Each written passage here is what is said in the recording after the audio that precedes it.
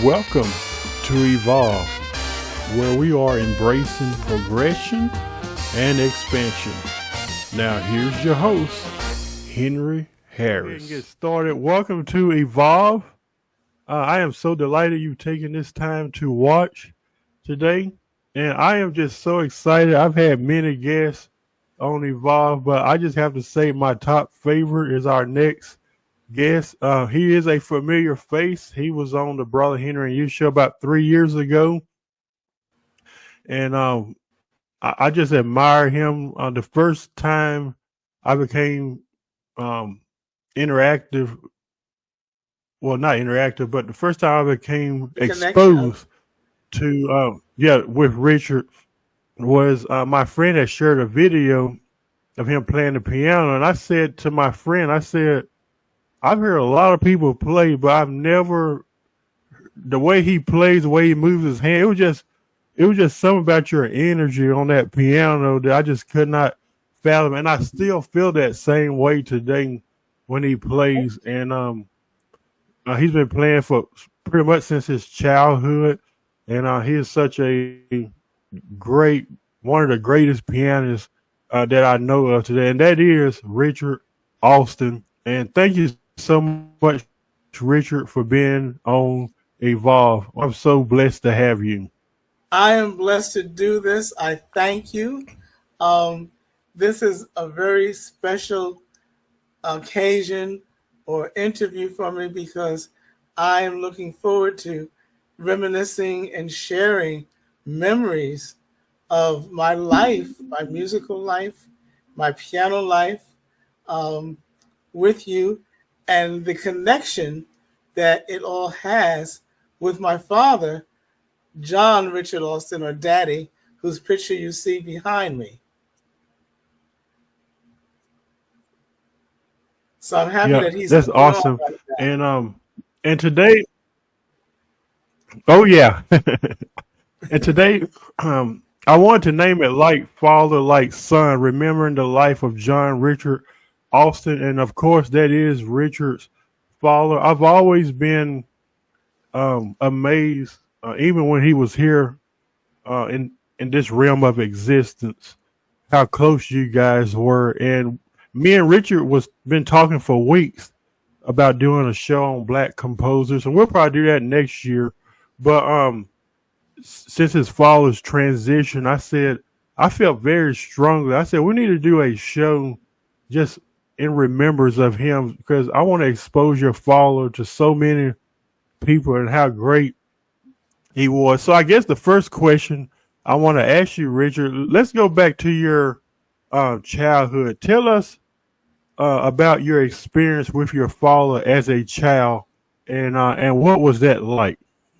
Well, it all began actually with my maternal grandmother, Daisy Johnson, Nanny as I called her, because my father was a lab technician and my mother was an RN nurse. And they met in the hospital that they both worked. And soon, shortly thereafter meeting, they got married. And then I came along. But while they were both working, Nanny took care of me. Now, Nanny was a piano player, a pianist, a church organist, a soprano. Music was a vital part of her life. And so then she started exposing me to music, to the piano. I think starting maybe when I was 2 years old, 3 years old. She would sit at the piano, I was told, and hold me and sing to me. And so this was the beginning. And I developed not just a love for the piano, but a love for music. So for some reason, music captivated me. I remember when my aunt got married, and I remember very vividly the songs that were sung at the ceremony that my mother sang. And so Nanny passed away because of a stroke when I was 5. I had already developed this love for music, the piano, and part of what caused this, not caused it, but what initiated it, what ignited it, was the things that I saw on TV. I remember seeing old movies about Chopin, about Liszt, and for some reason, classical music fascinated me. I remember there was a song that I heard, a popular song called Lover's Concerto, and it was based upon that minuet by Bach, and they turned it into a pop R&B song. And I would always, my father told me, I would always ask him, Daddy, is that classical music? Because I watched these movies on TV about Liszt, about Chopin. And then there were two main inspirations. The first was a movie that was made by Liberace called Sincerely Yours. And he played or portrayed a concert pianist in this movie.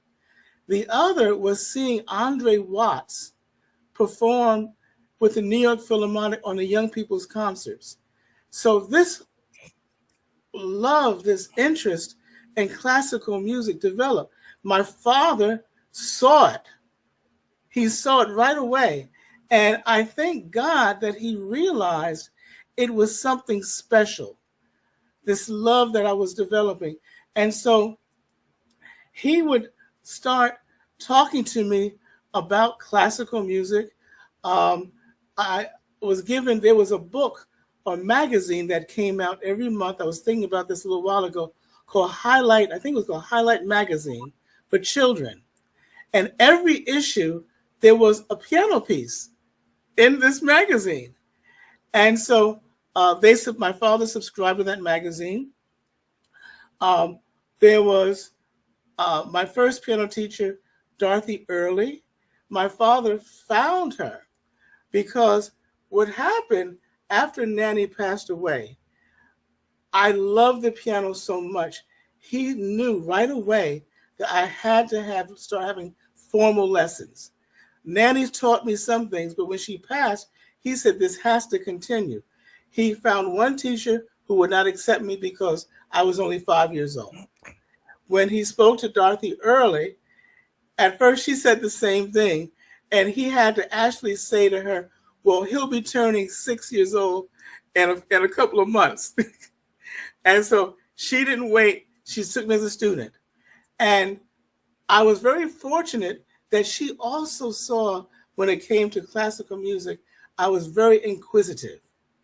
I remember very much my very first piano recital piece that she taught me when I was 5 years old. I remember very much the first time my two hands played together at the same time.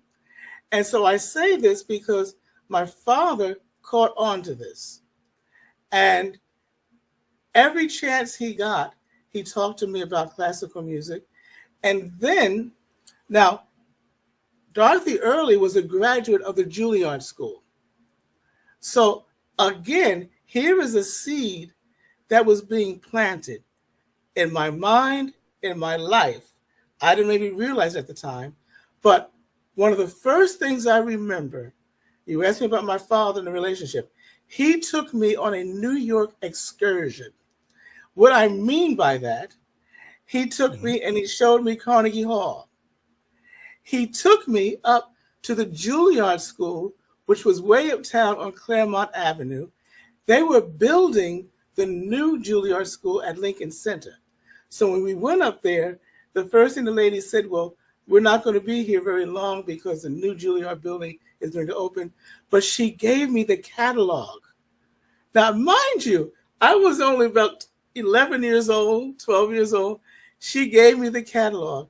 And I remember looking at it, at the audition material, and it said, play all the major scales 1 octave apart. And I was trying to understand. I had started playing the scales. And so that was a very, very significant first experience going to New York like that. Then, when I was about 12 years old, I was starting to get a little frustrated with my piano lessons. I was not being inspired. And my father saw this.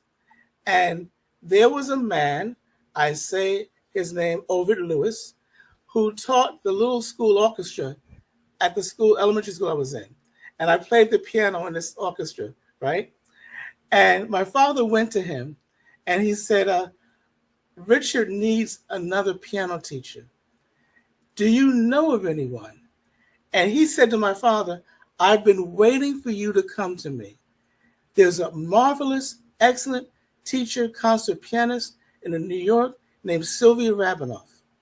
And I want you to come with me and let Richard play for her. Perhaps she'll accept him as a student. My mother, my father, and we went to New York with Ovid Lewis, and she gave me a 2.5-hour audition. She had me play for her the pieces I had learned for the audition. She talked to me about music, and at the end of it, she accepted me by giving me a lesson assignment. I still have that first notebook that she wrote the assignments in. And so we left her apartment. My father was thrilled. He was red as a beet, okay? And we got into the elevator, my mother, my father, myself, and Mr. Lewis. And Mr. Lewis looked down at me because I was short. And he said to me, and I'll bleep the word out, if she tells you to eat, you eat it. And I got nervous because my father and mother never used 4-letter words. And I didn't say it, but I was just, I said, is he going to be mad at me because I heard this? But we left, we went to a music store in New York and picked up the music. And that was the beginning of my advanced learning of the piano. Mrs. Rabinoff, about a week later, maybe a few months later, she said to me, do you want to be a good piano player or do you want to be a concert artist? And I knew I wanted to be a concert pianist. My father then began taking me to hear every great pianist every weekend. He would take me to New York. And not just to the concert, he subscribed to the concert series at Lincoln Center that was all pianists. He subscribed to the concert series of pianists at Carnegie Hall. He subscribed to the concert series at Hunter College. They had a big a classical piano series. And so every weekend I heard these pianists. And he took me to these concerts. And so when you ask that question, I was so blessed that he knew that there was something that I was blessed with. There was something in my soul that was screaming to play the piano. And he was also a singer. My mother was a singer. And we belonged as a family to First Baptist Church in Vauxhall, New Jersey. And there I saw for the first time a pipe organ. And that just blew my mind. So that there were these two interests in me, church music and classical music. It blew my mind because it had two keyboards, which we call manuals, but I didn't know that. And it had a keyboard for your feet, which I was too short to reach. I was 8 years old. But the ladies who were directing the choir, they saw my interest and they saw my fascination with the pipe organ. And I learned a hymn. And every Sunday, I played this hymn on the pipe organ before the service started. And so all of this was coming together in me. And I didn't realize, I just knew I loved what I was doing. I loved, from the time I was an infant or 5 years old, I loved to play the piano. I loved the sounds that were coming out of the piano. And so I was just so blessed that my father saw this. I mentioned he took me to concerts. I mentioned that I saw Andre Watts make his debut with Leonard Bernstein on a Saturday with the Young People's Concert. Well, when Leonard Bernstein and the New Philharmonic, came to Symphony Hall in Newark, my father took me to the concert. There was a pianist who was a soloist. And when the concert was over, he took me backstage because his hope was that I would meet Leonard Bernstein. And we got backstage. There was a huge a contingent of young people all hoping to see Leonard Bernstein. And they told us all, well, Leonard Bernstein is not seeing, can't see all of you. He will not see all of you. And just as we were beginning to leave, a man who worked at Symphony Hall backstage, original concerts, saw my father and evidently knew my father. I don't know how he knew him, but he said to my father, "Where are you going?" And my father said, "Well, I was hoping my son, who takes piano lessons and loves music, classical music, could meet Maestro Bernstein."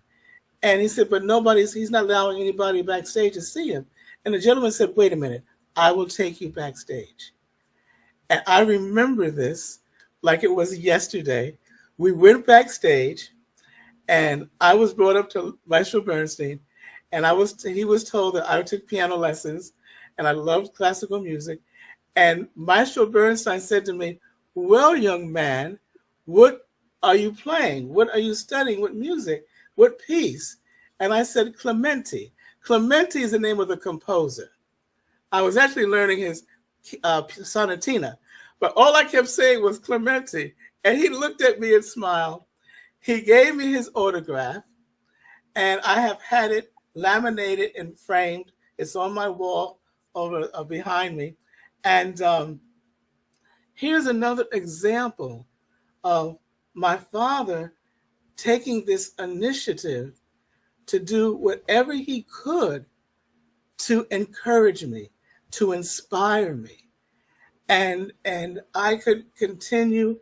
There was a song that was out on the radio called "Love is Blue," and it started with a harpsichord. And I said, "Daddy, is that classical music?" And my father, he took me to this store on Main Street in Orange that not only sold records, but they had classical sheet music. They had sheet music. And he got me a copy of "Love is Blue." I remember the cover of the music was blue. And so all of this, I think about all of these things and how blessed I was, because I think for many young people, you hear about mama's boy. He's a mama's boy. Well, I was a daddy's boy. I was a daddy's boy, not only because of my love for him and his love for me, but I resembled him. People tell me to this day how much I look like him. And so I have to laugh because recently I was somewhere and my cousin looked at me, and then she turned her head. She said, "I can't look at you. You look so much like your father. You look so much like him." And so he was my father. He was my brother. He was my best friend. All of the superlatives, all of those. And I will forever, ever honor him. And that's why I was so glad and so blessed that you asked me to do this interview for your podcast, because I'm honoring him. And I know that he's pleased. Well, that's awesome. And thank you so much for sharing those experiences. A lot of us didn't know your father personally. So, what was he like, and how has he influenced your life personally, from your childhood years to your adult years, like right now? Well, my father was very outgoing. He was extremely an extrovert. So, whereas my mother was more introverted, he was very, very extroverted. He had no problem of sharing his excitement with people. And one of the things that I will always remember, and it's funny, was that I began going to a festival in North Carolina called the Brevard Music Festival. And I went 3 summers. Every summer I was there, they had a concerto competition where they selected a young person to perform with the orchestra. The first year I was there, I competed, I won. The second year I was there, I competed, I won.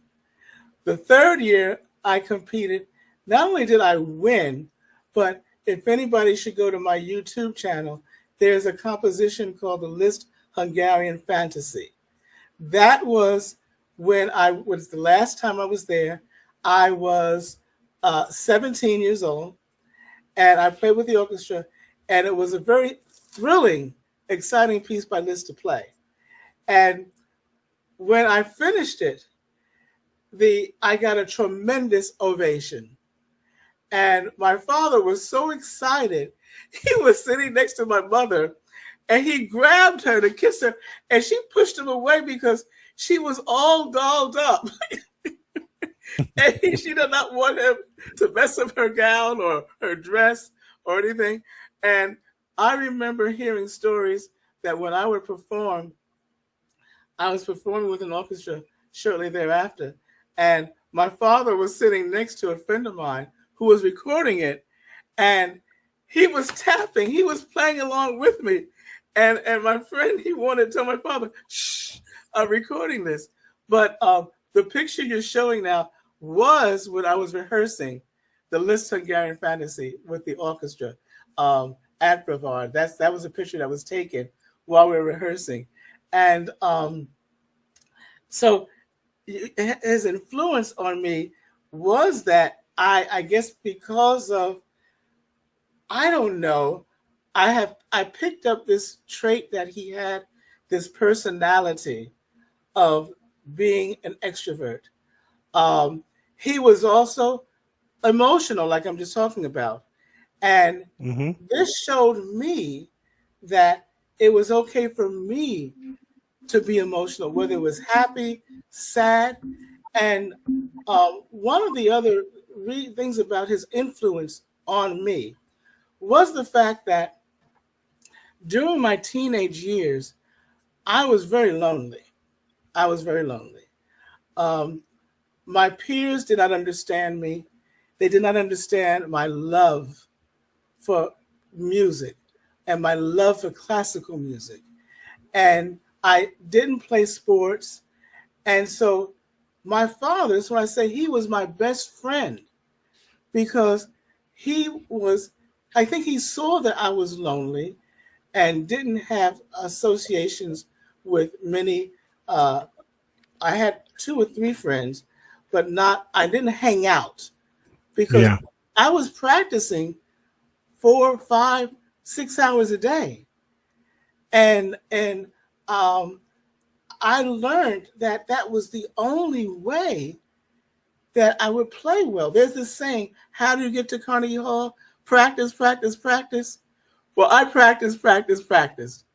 And you still do that. You still do that today too. Oh, I have to. I was just telling someone the other day that I was a college professor for about 30 years. And some friends of mine say, well, how is retired life? I say, musicians, when you have music burning in your soul, you don't retire. You don't retire because it doesn't stop. And the thing is, when I say it doesn't stop, I am driven to share music with people. A good friend of mine, he introduced me to that word because we were talking about doing a concert, and I was talking to him about, and he said, Richard, you're driven. And I stopped and I said, no one has ever described me with that word, but you're right. You're right. And so my hope, one of my idols was the pianist Arthur Rubinstein. He didn't stop performing until he was 90 years old. Wow. So if I can perform concerts when I'm 90 years old. And if I could Mm. live to 96, my father just passed, he was 95. So he was the king, I'm the prince. Okay. Somebody said to me, well, now you're the king.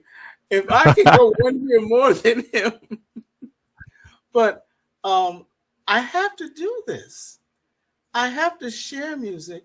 And one of the things that I learned was that I have to pass on all the knowledge, all the information, all the experiences I have to young people who study with me.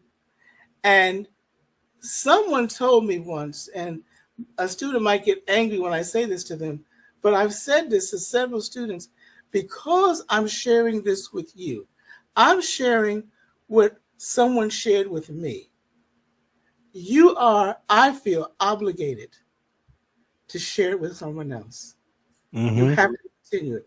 One of the blessings that I had, I just remember this, I did my own young people's concert at an elementary school with little children. And this guy came up to me and he said, Professor Alston, you may not remember me, but I took your class at Rutgers University. And I want you to know what you taught me, I'm teaching these students. And I hugged him.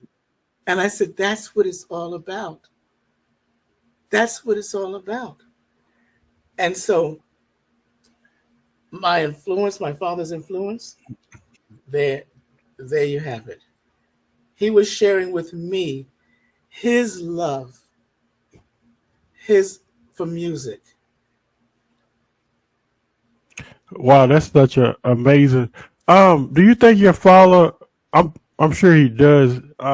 Is a huge part of your success. Would you say he is? I would not be here talking to you in front of this concert grand piano with my father's picture behind me if he had not influenced me. Some people, actually, there were some family members that felt he was forcing me to play the piano because they never talked to me about it. They never, there are stories of parents forcing their child to do something, whether it was playing a musical instrument or being athlete. No, I was never forced to play the piano. Now, I did have to learn what it meant to practice. Mrs. Rabinoff taught me that. I did have to learn that in order to be a great musician, a great pianist, one of my mentors, in an interview he gave, he stated that to become a great pianist, you must have abnormal discipline. Abnormal. Meaning that whatever it takes to achieve the high level of skill, you can't let anything stop you. And I remember, this is the month of August, we're in the summer. I remember as a teenager, not just practicing many hours a day, but in the living room of my house that I grew up in, there was no air conditioner. And so I had to get up. I got up at 6 o'clock, 7 o'clock in the morning to practice before the heat came on. And we talk about discipline. Mrs. Rabinoff taught me ways to practice and how to perfect different measures. And I remember I was working on this Tchaikovsky piano concerto. And there's a section where you have these big octaves. And there were 5 notes that you had to play as an octave. And Mrs. Rabinoff said to me, I don't want you to practice all 5 notes at one time. Just practice 2 notes. Back and forth. Then 3 notes. Anyway, my father told me this story. He said, Ricky, my family calls me Ricky. I was called Ricky up until the age of 13. Mm-hmm. And he said he went upstairs. My mother was sitting on the bed with tears coming down her eyes. She said, Johnny, I can't take it. I can't take it. He's repeating those same notes over and over again. She said, but I dare not tell him to stop. And so my father told me that one day. He said, Ricky, you were driving your mother crazy, but both of us knew that you had to do this. And that was the piece that I first performed with orchestra. That Tchaikovsky concerto was also the composition that I made my debut in New York with the Symphony of the New World at Lincoln Center. And again, you talk about my father's influence. Whenever I would have a performance, he was actually performing with me. And if not performing, exhilarating, such love. I remember I had so many blessings. I remember when I got the letter in the mail that I was going to make my debut at the Metropolitan Opera House portraying the character Jasbo Brown on stage with this big solo. I remember, Henry, when I showed the letter to my father. Henry, he started crying profusely when he read this. Because I didn't tell him. I said, Daddy, read this. I remember he was lying in bed, and I came in the room, the mail, and I showed him the letter saying that I was going to make my debut. And he began crying.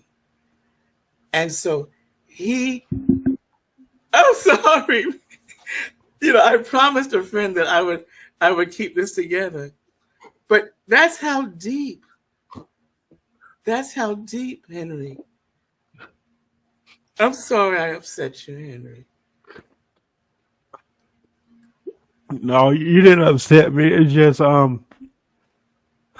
just the love that your father's shown is just it's just breathtaking. You didn't upset me. I was just envisioning him just crying and I don't know. It just hit me. I'm sorry. It's okay. I said to a friend of mine when they said I'm going to do this interview with Henry and talk about my father, and they said, are you going to be able to keep it together? And so when this is over, I will probably have a good cry. Yeah. Because what I just told you, I hadn't thought about that in decades, Henry. And for people who are interested, if you go to my YouTube channel, there is pictures of me as Jasbo Brown, and someone snuck a tape recorder into the Metropolitan. You would hear me playing it. That's a live recording of me on stage at the Metropolitan. But that story about when I showed him the letter, Henry, I haven't thought about that. I haven't thought about this. And you see, all of these stories I'm telling you inspire me still. Because one of the things that I have to think about, and I tell people, you should, if whenever you have doubt or feel that you cannot go on, think about where you've been. People ask me my age, and I share this with you, and I tell people, not only is it just a number, but that doesn't tell you anything about me. Mm-hmm. If you want to know about me, as we're talking today, ask me where I've been. Yeah. Ask me where I am, and ask me where I want to go. Mm-hmm. And that's what we're doing today. Because you're asking me, well, where have you been? And I'm sharing these things. Yeah. I haven't told anyone that story about the letter from the Metropolitan. I don't think ever. You're the first person I share this with, not because I didn't want to share it with anyone. It's just that there have been so many. You ask about my life and you ask about my father and his influence.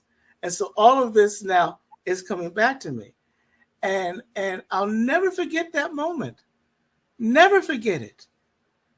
Because that's an example of how deep the love went. Mm-hmm. You would have thought that the letter was to him, that he was going to do this great thing. That maybe he just got a letter that he hit the lottery for $1 million, and that's why he was crying. But that's how deep the love went, and it'll always be in my mind and in my soul. Mm-hmm. It'll never leave me, never. Well, I think I was just envisioning. I think where it hit me is I was envisioning how he imparted so much into you in terms of support. And then that moment finally comes, and I was just envisioning your father just, those tears of joy and just being excited for his son. It's just, I just couldn't hold it in. I mean, the It's love all is just, right. It's yeah, okay. yeah.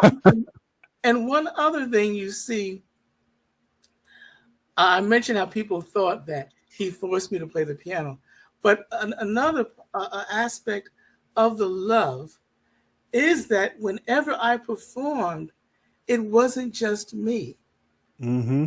because all the sacrifices he made was on the stage with me. Mm-hmm. And I remember a couple of years ago performing at Carnegie Hall, and I had all my loved ones sitting in the first two rows. And when we performed the last selection, I was working with an accompanying on the piano a 200 voice choir, and I remember when when the performance was over, and I was bowing, my father reached up to the stage with a bouquet of flowers and handed it to me. And I remember going to the end of the stage and getting the flowers from him. And there are pictures that were taken of that performance. And I was constantly holding these flowers in my arms in every picture. And someone said to me, "You never put those flowers down." I said, no, of course I didn't put those flowers down, because that was such a special moment. And one of the pictures you just showed of me looking at my father holding flowers and looking at him, that's, I think, one of my favorite pictures of us, because I feel that in that picture, you asked about his influence on me, the love between us. I look at that picture, and whenever I see it, the picture on the right, on the very bottom, when I'm holding the flowers, I look at him looking up to me and me looking Yeah. down at him. And there it is. There it is. I mean, all the other pictures, you see the love. You see my picture of me with my head on his shoulder. Yes, you see that picture to me was so duplicated from when I was 2 or 3 years old, and I'm on my father's lap. So then you see, decades later, my head is still on his shoulder, but Mm-hmm. the picture on the bottom, that is my most precious picture of the two of us, because we're looking eye to eye, Wow.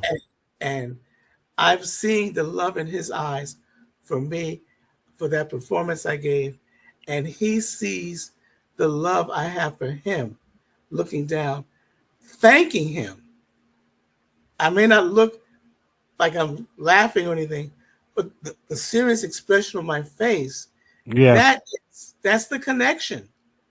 That's the connection. Wow, you had such an amazing father, and I guess my last question I will ask you is, what impartation we know your father is still here with us, maybe not in physically, but what impartation did he leave you? What message did he leave you? What did he leave you that will impact your life forever as it relates not only to your life but to the piano? What It's when message did he leave you? you said to first you said to my life, and then you said to the piano. The Yeah. two are inseparable. My Yeah. life is the piano. Okay. And what he imparted with me or left me is to share the love. Mm-hmm. To share the love. I mentioned earlier that he took me to hear every great pianist in concert. Now, one of the things that I noticed and I imitated was that all these great pianists walked on stage with a very serious expression on their face, Mm-hmm. except one, Arthur Rubinstein. When Arthur Rubinstein walked out on stage, he smiled. And I interpreted that as he was glad to see me there. He was glad to see me. He wanted to share his love for the piano with me. Mm-hmm. And so when I performed at Carnegie Hall, a friend of mine asked me at the when the performance was over at the reception, she said, Richard, when you walked out on stage, you had this huge smile on your face. I said, yes. First of all, I was glad everybody was there to hear this. Mm-hmm. And second, I was at Carnegie Hall. I know, and everybody don't get that opportunity. All of the spirits of every great performer, I was embracing. I was embracing because I too now was there. I too was going to share my love. So yes, my father, when he was excited, everybody knew it. He wanted to share his love. Mm-hmm. He wanted to share me. That was behind what all he did. Yeah. He wanted to share the world, his son, and how much he loved me.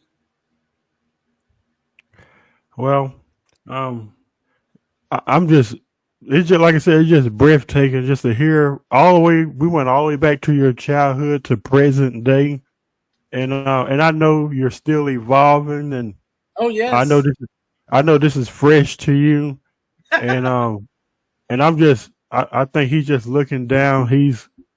I'm sure he's still proud of his son. So Richard. I'm really excited just to share memories with you, to have your friendship, and also to talk about your father. Because, like I said, from afar, it didn't take long for me to see that. I said, "Wow, these two people they're like y'all tight like glue."